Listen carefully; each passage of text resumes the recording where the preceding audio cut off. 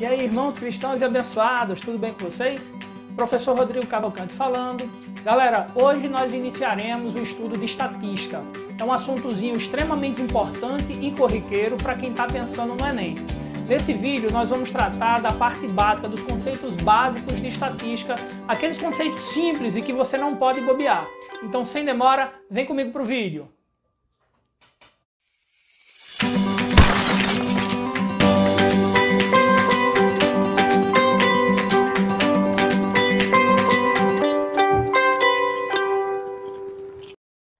Então, pessoal, no vídeo de hoje a gente vai abordar os conceitos iniciais de estatísticas. Quais são os conceitos básicos que eu preciso conhecer da estatística, beleza? Para isso, imagine a seguinte situação. Suponha que você deseja conhecer determinada característica de um grupo de pessoas. Suponha também que esse grupo de pessoas ele é grande o suficiente que não é viável você entrevistar todos os elementos desse grupo. Numa situação como essa, o que fazer? Para a gente deixar mais clara a situação, imagine que você está fazendo uma pesquisa sobre intenção de voto e você quer saber quem são os favoritos ao governo do estado do Rio Grande do Norte. Então, você teria que ir lá fazer a pergunta, você teria que fazer na pesquisa a seguinte pergunta. Qual o seu candidato favorito à disputa ao governo do estado? Teoricamente, você teria que vir ao estado, ao Rio Grande do Norte, encontrar todos os eleitores, né, todas as pessoas aptas a votar, e aí perguntar uma a uma qual o candidato dela ao governo, qual o candidato favorito, na opinião dela, ao governo do estado. Essa forma, gente, não é muito viável. Isso aí daria um trabalhão gigantesco, né? Então, nesse caso, o que fazer? Gente, graças à estatística e às ferramentas que ela possui, eu consigo fazer essa pesquisa sem precisar entrevistar todos os elementos desse grupo, tá? Todos os eleitores, eu vou chamá-los de população. Nós chamamos de população. E aí, o que eu posso fazer é pegar uma parte dessa população, que eu vou chamar de amostra representativa, eu vou pegar uma parte dessa população e eu vou fazer o estudo nessa parte que eu destaquei. Essa parte, essa amostra, ela já é viável eu fazer a entrevista. Então eu vou aplicar o meu estudo nela, no que a gente chama de amostra, e aí o resultado que eu conseguir aqui na amostra, ele vai refletir toda a opinião da população. Belezinha? Então essa é uma forma que a gente tem de fazer. Então quando eu vou lá e aplico o estudo nessa amostra, eu vou fazer uma coleta de dados. Depois de coletar os dados, eu vou fazer a análise desses dados até chegar a uma inferência, chegar a uma conclusão sobre isso aí, tá? É o que a gente chama de pesquisa por amostragem, ela é bem comum.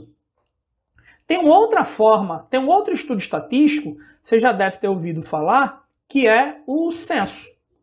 E o censo ele é um pouco diferente, porque no censo eu faço a entrevista a todos os elementos da população. Então ele é bastante trabalhoso. Imagina o censo que é realizado pelo IBGE, que é o Instituto Brasileiro de Geografia e Estatística. É um trabalho enorme você ter que entrevistar toda a população brasileira, por exemplo, né? Ou todos os domicílios do Brasil. São mais de 230 mil pessoas envolvidas nesse processo. Então é um processo longo, é um processo dispendioso, é um processo demorado, né? E por isso, e mais algumas outras características, ele é feito decenalmente. Quer dizer, a cada 10 anos esse censo ele é elaborado. Essas informações elas são coletadas. E aí elas servem para as mais variadas, né? Para ações de políticas públicas, por exemplo. Enfim, ela serve de base para algumas ações a nível de governo. Tranquilinho? Belezinha? Então entendeu o que é população, entendeu o que é amostra? População, o grupo todo que precisa ser estudado, e a amostra é só uma parte representativa desse grupo grande, né, em que eu vou aplicar o estudo nele. Show de bola? Então vamos para frente. Ao realizar um estudo, gente, você precisa saber que variável você quer estudar. Quer dizer, qual característica, qual informação você quer extrair daquela população que você está estudando. E aí as variáveis, elas são de diversos tipos, né? Eu posso ter aí, por exemplo, cor de pele, altura, escolaridade, número de membros de uma família ou número de irmãos de uma família, são todos exemplos de variáveis que a gente possui. E essas variáveis, a gente pode classificá-las de duas formas. Eu posso classificá-las em qualitativas e quantitativas, beleza? Professor, o que é uma variável quantitativa? Gente, a variável quantitativa é aquela variável em que eu consigo atribuir a ela um número. Por exemplo, eu posso chamar de variável quantitativa a altura, eu posso chamar de variável quantitativa o número de irmãos que você possui, o número de membros da sua família, o seu peso. Então são todas variáveis quantitativas. E o que é que seria uma variável qualitativa? Variável qualitativa é aquela variável em que você consegue atribuir a ela não um número, e sim uma qualidade. Por exemplo, uma variável qualitativa poderia ser a cor da pele, é uma variável qualitativa, o nível de escolaridade é uma variável qualitativa, porque a cor da pele, por exemplo, você vai dizer que é branco, negro, pardo. No nível de escolaridade, você vai dizer, você tem um ensino fundamental, você tem um ensino médio, você tem um superior, tá certo? Então são variáveis em que você não atribui um número, você atribui uma qualidade. Tranquilinho? Gente, para fechar essa parte inicial, já que você compreendeu o que é população, o que é amostra, quais são os tipos de variáveis, o que são variáveis, seria interessante você conhecer um pouco sobre Hall e a tabela de frequência. O que é Hall, gente? Pessoal, quando eu coleto os dados de uma determinada população, normalmente esses dados eles vêm desorganizados. Então faz parte do processo estatístico organizar e analisar esses dados. E o Hall é uma forma de organizar dados. Então, mais uma vez, para a gente entender melhor, no exemplo prático, imagina a seguinte situação. Foi realizada uma pesquisa para analisar o desenvolvimento dos alunos de uma escola na disciplina de matemática. O resultado está registrado na tabela abaixo. Tá? Então você tem uma tabela com as notas de alguns alunos na disciplina de matemática. Valia de 0 a 100, e aí você tem gente que tirou 40, gente que tirou 20, gente que tirou 100, gente que tirou 50, enfim. Você tem as notas todas distribuídas aí nessa tabela. Então, a primeira coisa que você deve fazer para começar a análise desses dados é organizá-los e fazer o que a gente chama de Hall, ou seja, colocar esses dados em ordem crescente ou decrescente, fica a seu critério. Normalmente, a gente põe em ordem crescente, mas isso não é uma regra. Tanto pode ser crescente ou quanto decrescente. Eu prefiro crescente, então vamos organizar esses dados aqui de uma forma crescente, beleza? Então, qual é a nota mais baixa que a gente encontra aqui? A nota mais baixa é o 10, tá aqui ele no meio. Então, vou dar uma riscadinha para saber que a gente já usou, beleza? Próxima nota seria o 20. Quantos 20 eu tenho? Eu tenho 1, 2, 3 e 4. A gente fica meio procurando aqui, né? Então, ó, 1, 2, 3, 4. Próxima nota. 40. Quais são os 40 que eu tenho aqui? Eu tenho 1,40. Eu tenho só um? Não, 2 aqui, ó. Tenho 2,40. Então, 40, 40. Próxima nota seria os 50. Vamos lá, vamos atrás dos 50 aqui. Quantos 50 eu tenho? Eu tenho 1, 2, 3, 4. Eu tenho 5 50. Então, vamos lá colocá-los. 1, 2, 3, 4, 5 50. Próxima nota seria os 60. Quantos 60 eu tenho? Vamos lá aqui, ó. Tenho 1, 2, 3, 4 60. Então vamos lá. 1, 2, 3, 4 60.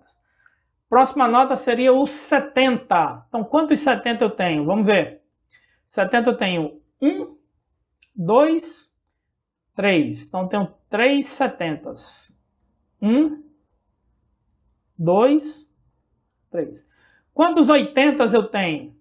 Eu tenho 3 80s aqui, ó. 1, 2, 3 80s. Então, vamos lá, ó. 1, 2, 3 80s. E aí eu tenho também mais 2 números 100. Finalizando a nossa tabela. Se você perceber, nessa tabela aqui eu tenho 4, né? 1, 2, 3, 4, 1, 2, 3, 4, 5, 6. Eu tenho 24 dados distribuídos nessa tabela. Beleza? Então eu fiz o meu rol. Eu coloquei esses dados em ordem. Ele ajuda eu fazer a análise desses dados. Na nossa próxima aulinha a gente vai trabalhar média, moda, mediana e vai ver que os dados organizados, os dados feitos, rol, me ajuda muito na análise dessas medidas. Beleza? Então, para finalizar, o que seria a tabela de frequência, professor?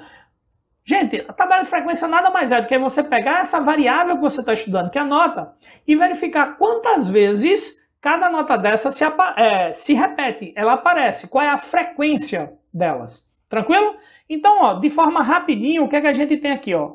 O número 10 é uma nota, né? É a minha variável, e ele aparece uma única vez, a frequência dele é 1. O número 20, ele aparece 4 vezes. Ó. O número 20 aparece 4 vezes, frequência 4.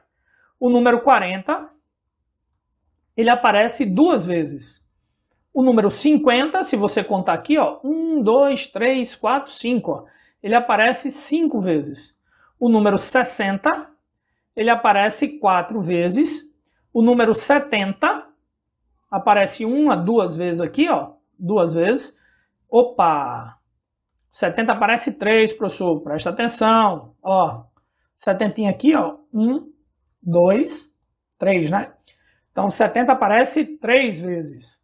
O 80 aparece quantas vezes, gente? 80 aqui, ó.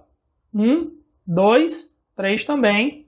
80 aparece 3 vezes. E por último, 100, que ele aparece 2 vezes. Ó, se você somar todas essas frequências aqui, tem que dar 24, que é o número total de elementos que a gente tem. Então vamos só dar uma conferida aqui, ó. 1 mais 4 dá 5, 5 mais 2 dá 7, 7 mais 5 dá 12, 12 mais 4 dá 16, 16 mais 3 dá 19, 19 mais 3 dá 22, 22 mais 2 dá 24. Então tá corretinho, nós fizemos a nossa tabela de frequência. Show de bola? Viu como os conceitos são simples, galera? Então é isso. São os conceitos básicos da estatística que é interessante você conhecer. População, amostra, variável, o que é rol, o que é uma tabela de frequência. Show de bola? Próxima aula a gente inicia falando um pouco sobre médias, moda, mediana, que são as medidas de tendência central. Espero todo mundo na próxima aula. Valeu, galera. Abração e tchau!